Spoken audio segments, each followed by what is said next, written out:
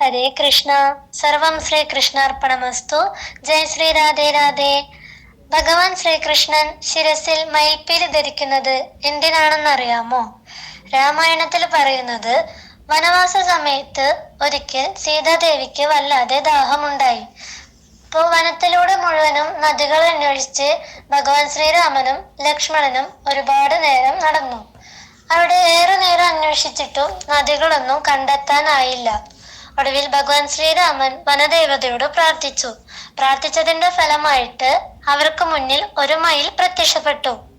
അപ്പോൾ മയില് അവരോടായിട്ട് പറഞ്ഞു, ഈ വനത്തില് എവിടെയാണ് നദി ഉള്ളതെന്ന് എനിക്കറിയാമെന്നും അതിനാൽ എന്റെ കൂടെ വന്നോളൂ എന്നും മയിൽ അവരോട് പറഞ്ഞു.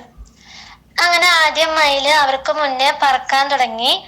വഴി അറിയുന്നതിനായിട്ട് ഓരോ ഓരോ പീലികളും മയിൽ ഇങ്ങനെ കൊഴിച്ചുകൊണ്ടേ വന്നു. അങ്ങനെ പുഴയുടെ തീരെത്തുമ്പോഴേക്കും പീലികളെല്ലാം കൊഴിഞ്ഞ് മയില് മരണപ്പെട്ടു. മയിലിന്റെ മരണത്തില് ഭഗവാൻ ശ്രീരാമന് ഒരുപാട് സങ്കടമുണ്ടായി. തന്റെ അടുത്ത ജന്മമായ ശ്രീകൃഷ്ണന്റെ അവതാരത്തിൽ മയിലിന്റെ ത്യാഗത്തിന്റെയും നിസ്വാർത്ഥതയുടെയും ഓർമ്മയ്ക്കായിട്ട് മയിൽപ്പീലി ശിരസിൽ ചൂടുമെന്ന് സത്യം ചെയ്തു. അതുകൊണ്ടാണ് ഭഗവാൻ ശ്രീകൃഷ്ണൻ മയിൽപ്പീലി ശിരസിൽ ധരിക്കുന്നത്. ഹരേ കൃഷ്ണ.